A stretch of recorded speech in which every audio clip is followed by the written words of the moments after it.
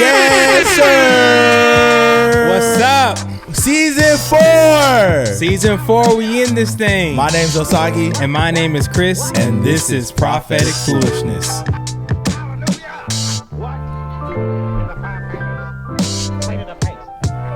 Man, Krys.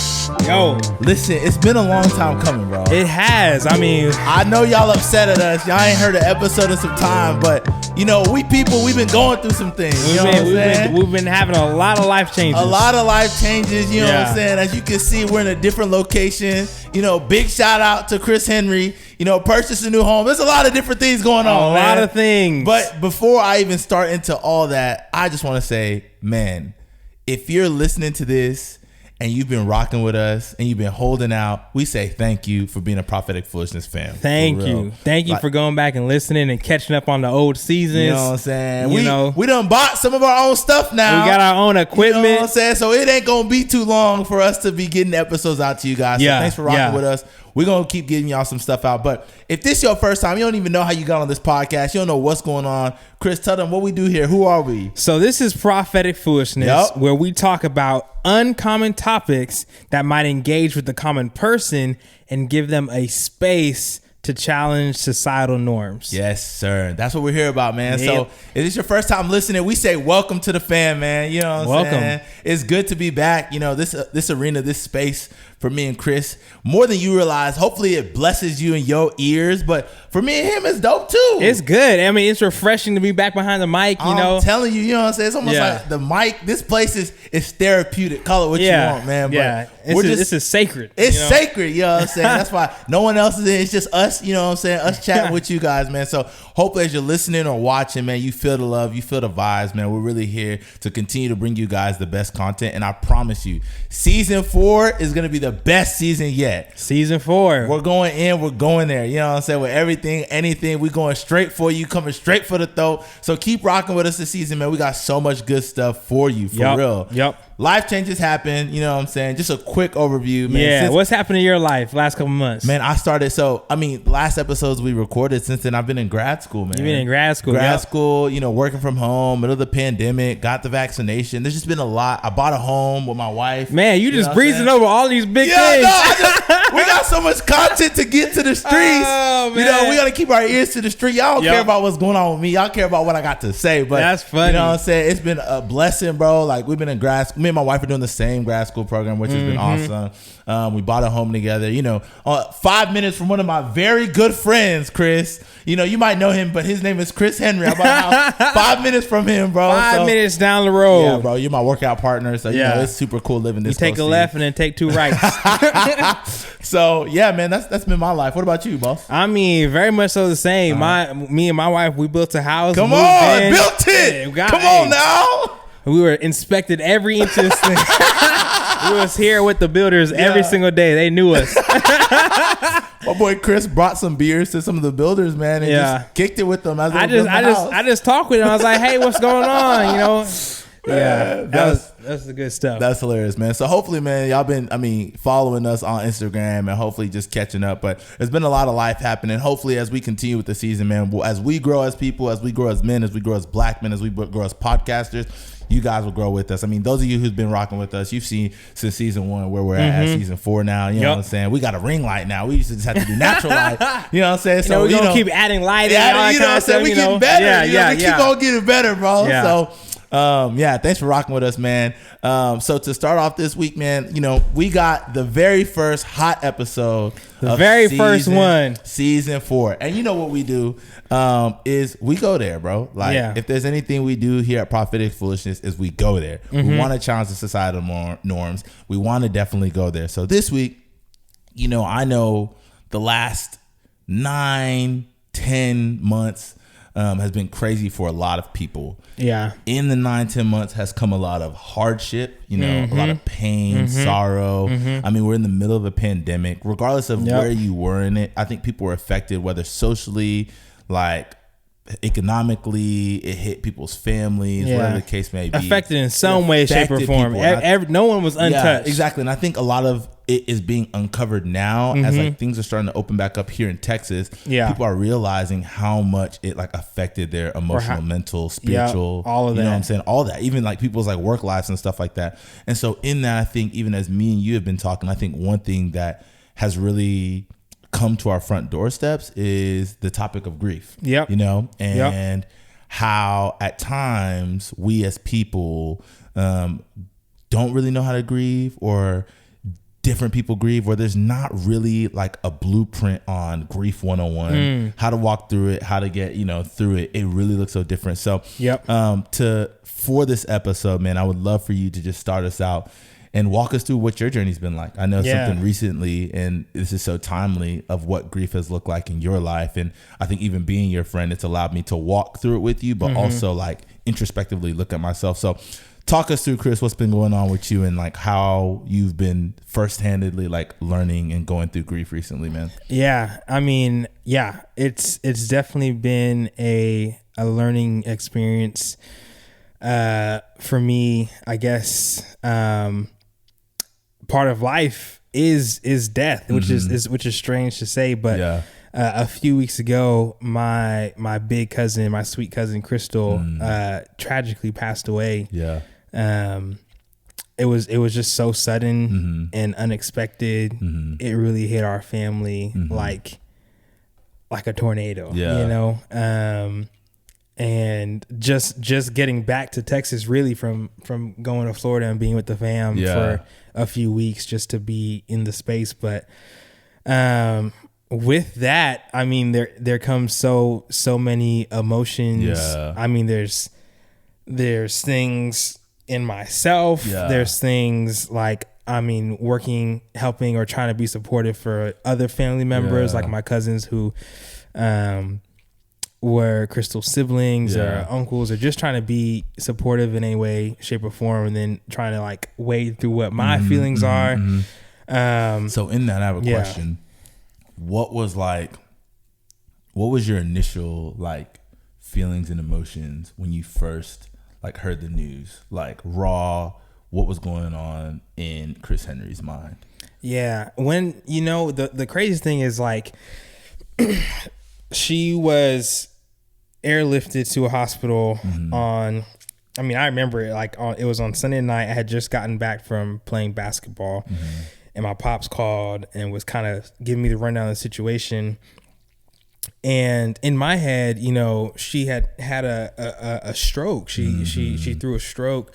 She had recently had a baby about 12 days before this happened. And so she's not a new mom because she has two other little girls, but she had a stroke. And so I'm thinking like, man, you know, I've heard about different things that come with pregnancies. And so I thought maybe this was just like a mini one, and it'll just, I was like, that's going to be a lot of rehab. And she's also, you know, trying to be a mom to a newborn. I was like, that's going to be a long road of recovery. I wasn't even thinking that for me, death was not even on the table. Yeah, for sure. And, you know, so I think I got a call from my granny later on that evening, and she was saying like, you know, she's unresponsive. And then I called my dad, and it was just, there were so many like phone calls between me and my cousins and granny, and it was like going back and forth trying to get more information on what was happening. So you didn't really know how to feel because of all and then and in me intrinsically,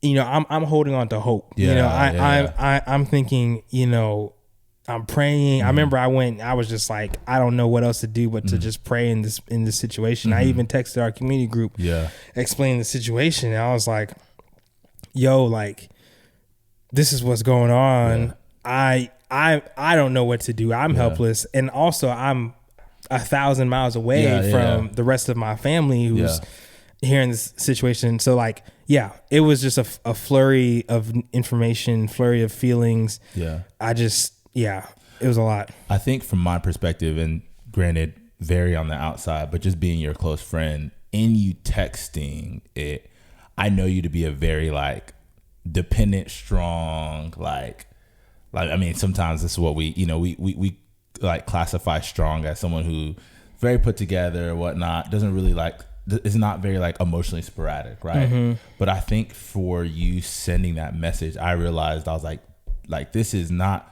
like Krys to be like, hey, I need this. You know what I'm saying? I need you guys to be praying right now. Like this is difficult. And so I felt a sense of like weight that I didn't know what to do with, if that makes sense. Like it was just very heavy. And I was like, oh my goodness. This was like when you were just telling us like she is like in the hospital right now. You know what I'm saying? So you get the news, she's in the hospital, and I already could tell that it's like heavy, but you're holding on to hope, because I don't think I saw it like hit you. Walk me from when the point you found out that Chrystal had passed away. Yeah, it was the next day, and you know, going back and forth, phone calls and stuff throughout the day with you know, me and my cousins trying to be on FaceTime with each other, and all the while like trying to work a little bit, but like not really be able to focus, because I'm just thinking about like, yo, what's going on. And you know, by this time, like my dad's at the hospital, my aunt's there, Crystal's parents are there, her siblings, etc. And we get a call saying that, hey, they're going to do a test to see if there's any brain activity left. And then if there's not, like there's no hope left. And so I was just waiting, you know, for a while. And then,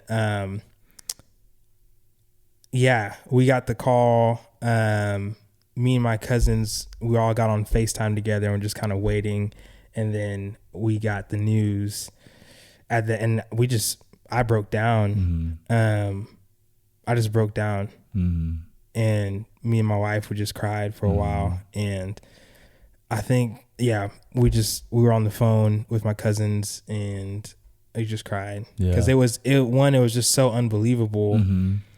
And two, there was just so many emotions. I remember being like angry for a second, because I was just like, that was so quick. Like what? You know, like one of the things that I feel like with grief or with loss in general, at least for people who are believers or unbelievers, is like the question of, if God's so good, like how did he let this happen? You know, so those thoughts were kind of going through your head. Oh man, I was sad, I was upset. I was like, yo, this of all my cousins, you know, Crystal's probably the best of us in terms of just a great person, character wise. And I was just taken back. And like even she didn't deserve, like, she didn't deserve it. And like she has a 12-day-old, I was thinking like she has a 12-day-old baby, like, and 2 other little girls and a husband, you know, and so like that made me mad. I was like, yo, God, like, why would you do that? That's so stupid. Like, straight up.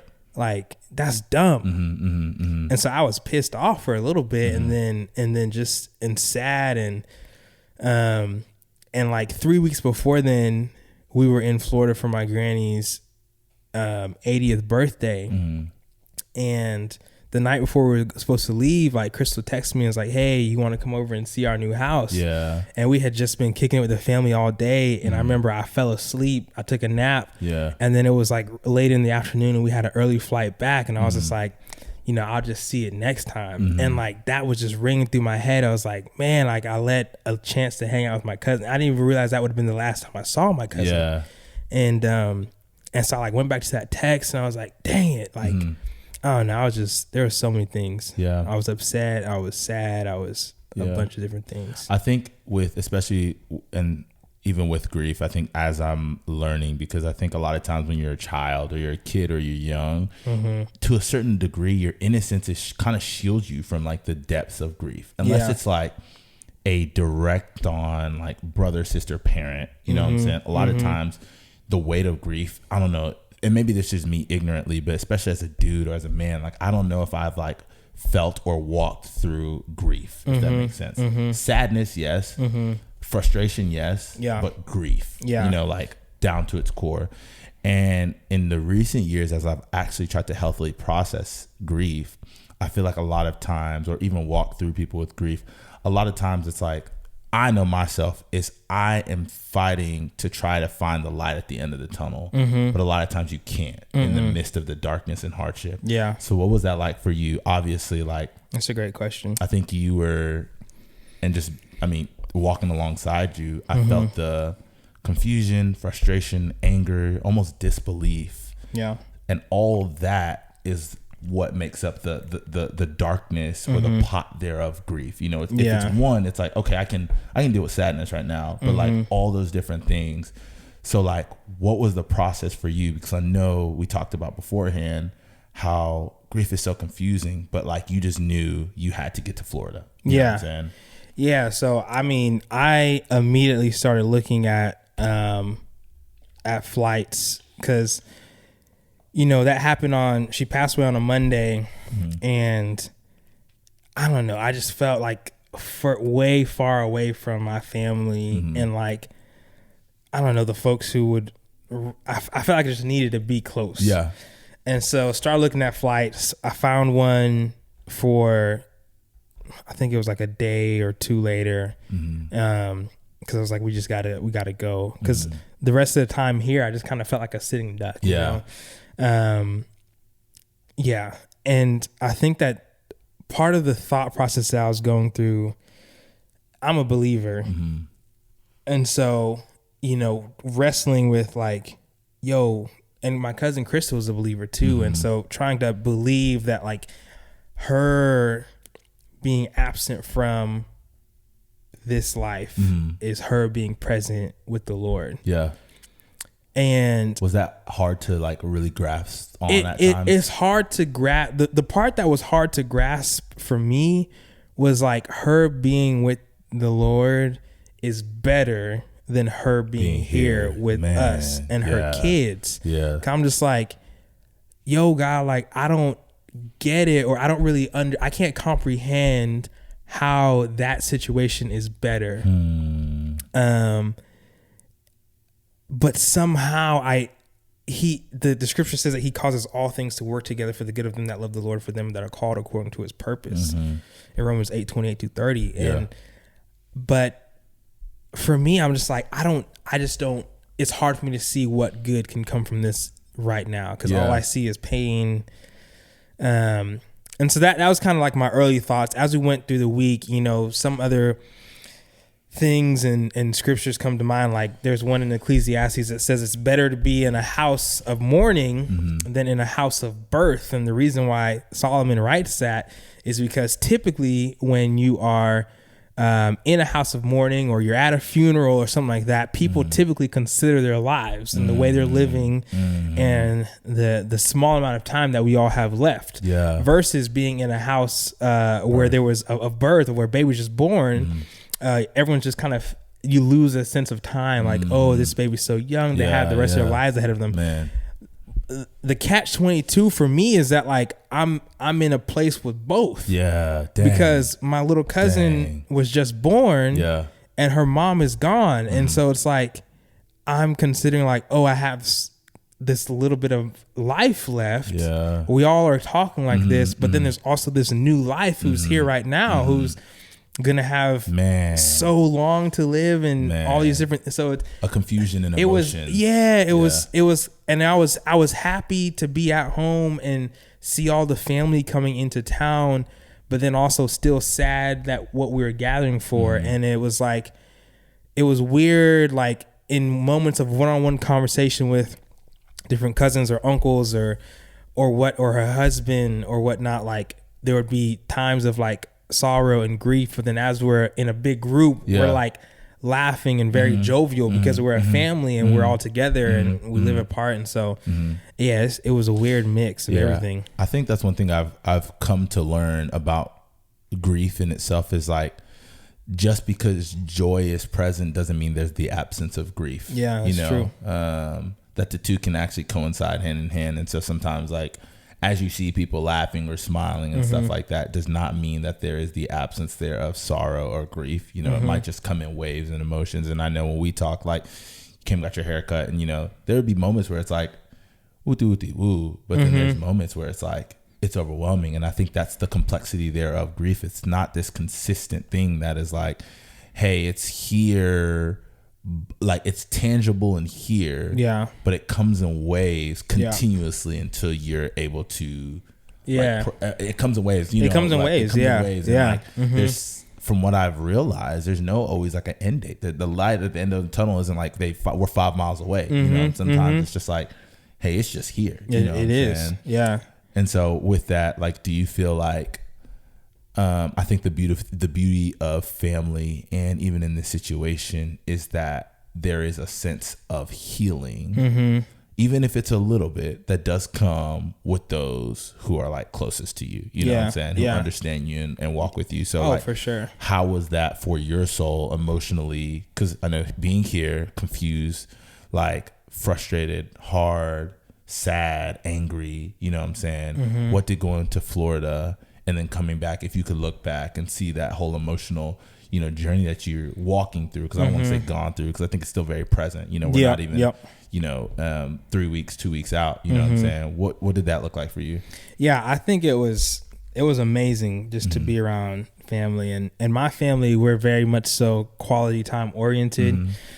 And so we can get into a house or a room or something like that and just chill for hours and hours and just play games or talk or whatnot. And so I think that was probably I think that's what my soul needed, is just to be around family, to talk about Chrystal, to talk with, like, we had a candlelight vigil. We ate food. We played games, like, and the thing about it is, like, those are all things that Chrystal would have loved. Yeah. Because she was, when we were growing up, we always used to go kick it at her house. She's 6-7 years older than me. And so she had a house before, while we were like still in high school, and she was in college and whatnot. And so, it was super refreshing to be around family. And it reminded me, like you're saying, like, you can be in the midst of like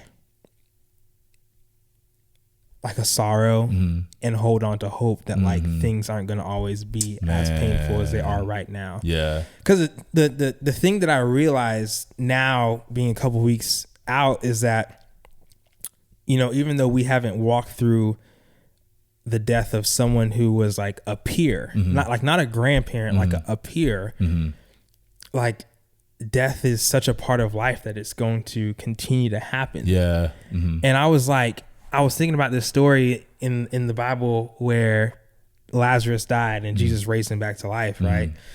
There's two things that strike me about that story. One, the scriptures say that when Jesus saw the people grieving, he was moved with compassion, then he wept. And I felt that so real, because like all of us together were seeing the grief on each other's faces, and it moves us. Like, like we can see it, like anytime we're looking at someone grieving in the world, like we can look at, we can feel it. You can feel the sorrow sometimes. Yeah. Even I was talking with my mom, just a side note, when the George Floyd verdict came out on Derek Chauvin, and there was somebody who was like boo-hoo crying on the television, and my mom was like moved to tears, because like you can see that and you can feel it. Yeah. And so that was one thing that stuck out to me, that story. The second thing that stuck out to me is that, like, even though Jesus raised Lazarus from the dead, Lazarus still died a number of years later. Yeah. Like, death is coming for us all. Yeah. And it's a weird thing to think about. It's like a mind twist that like, yo, we only have these lives for so long. And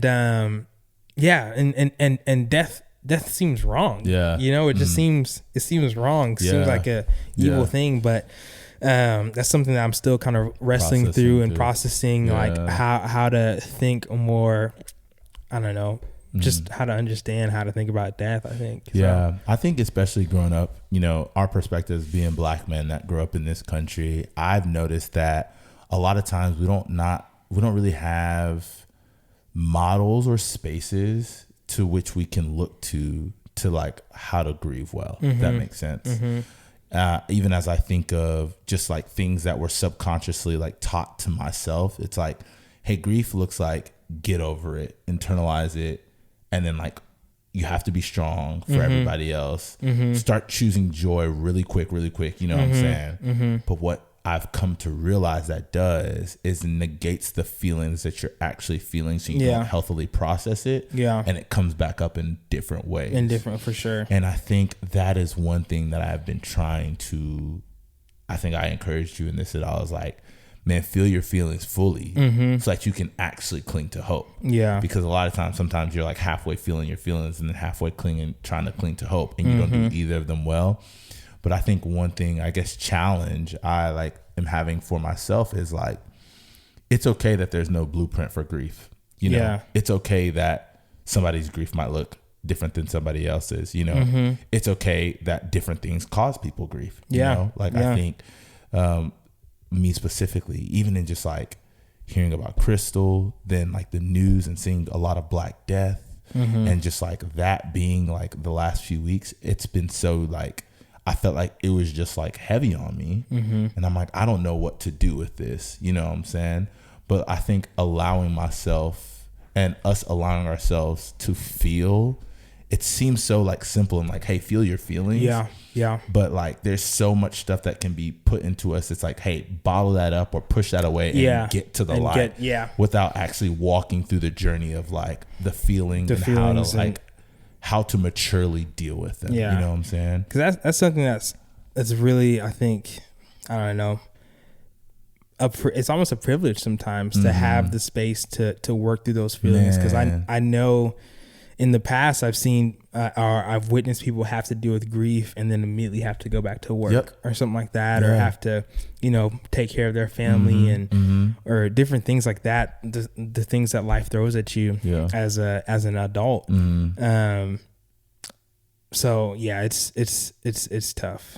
What would you say is like a takeaway for you, like in walking through this? And I want to be very, I want to make sure to like give honor to the life in which Chrystal lived in this episode. And this episode being obviously for her as well, in her honor. But like, what's a takeaway through this? Because I definitely think through hardship, like we learn a lot about ourselves. We just learn a lot about life. What would you say is the thing? And I know you kind of alluded to it earlier, but like a takeaway that you've walked through and like through all this. Yeah, I would say like, one thing that I've been realizing is it's important to maximize the moment, you know. I think a lot of times it's easy to kind of be lulled to sleep in the routine or the monotony of the day to day and forget to really just take advantage of the time that we have. That's one thing that's been sticking out in my head. And then the next thing is just like my cousin, she was so kind. She was so, I keep on saying like sweet Chrystal, like she was so sweet, like a servant to all, would not say no to anyone. Facts. Like I can't even explain how kind of a person and how welcoming of a person she was. And I'm inspired seeing the effect that she's had on our community back home, knowing that like, she lived a good life. She lived a very full life, and she was kind to people, and people felt loved by her, and she made an impact on a lot of people's lives. She has a legacy. For sure. Like a long past when she's here. You know what I'm saying? Yeah, man. I want to say thank you, bro. I think in full vulnerability, I feel like I've learned a lot through your vulnerability and like allowing me to walk alongside you in this, you know what I'm saying? Because to be honest, like I said, I think I don't have a lot of language or even experience, you know, as a Black man, like walking through grief in a healthy way and alongside people. Because a lot of times it's dolo by yourself or whatnot. But yeah, man, I feel like not only you sharing this with me, but also with our listeners, I think hopefully y'all listening to this episode, it's going to encourage you to actually learn how to not only love people in their grief, but also how to love yourself in your grief. You know what I'm saying? How to actively do the healthy things in the midst of your grief and not put a timeline to yourself, but like walking through it together. And so that's what we do here, man. Like, that's the whole reason we have this podcast, man. It's to challenge the societal norms. We gotta go to the places, the hard places, have the conversations as we continue to actually want to grow as people. So that we can like continue to learn overall, man. So big kudos to you, Krys Henry, bro. I appreciate it, man. Appreciate it. Prayers are still with you and your fam, man. I appreciate all the love and support that I've received, all the text messages, all the prayers. Like, it's been really helpful. So if this is your first time, tuning into Prophetic Foolishness, man, please keep rocking with us. We got so much heat coming for you guys this season. I promise you the drought is over. Episodes are coming your way. You can tune in, rock with us. We got our own equipment. Y'all took care of us, so we're going to, continue to take care of y'all. And this season, we're adding something different. Tell them what we added. You know what it is. Man, this season, if you want to call into an episode and hear your questions asked on the podcast, dial this number on your phone. Don't waste no time. Maximize the moment. Yes, sir. 512-522-3754. One more time for the people, bro. 512-522-3754. We're going to make this number more famous than Mike Jones. So hey, come on. So keep rocking with us, man. Y'all know what to follow us on all the platforms we're streaming on. Like I said, Spotify, YouTube, Apple. Follow us on IG too, so you can stay up to date with when we post episodes or whatnot. But man, share this share this with a friend, share this with your auntie, share this with your uncle. We're coming with heat this season. You know what I'm saying? If you're new to the game, catch up on all the other stuff so you can, make sure you're rocking with us and you're really part of the fam, man. We love you guys. Keep rocking with us, man. It's heat only coming your way. Ears down to the street. Signing off. My name's Osagie. And my name is Krys. And this is Prophetic Foolishness. Peace. We're getting photos, isn't it?